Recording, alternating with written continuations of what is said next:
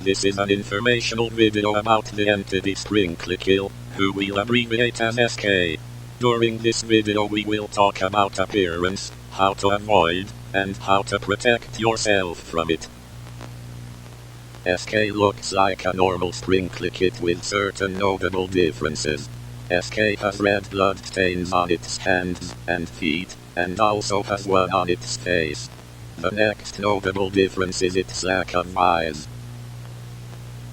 If you see SK, run as far as you can. It doesn't matter where. If it sees you, do not run into the safe zone. If you do, a blackout will occur, and you will die.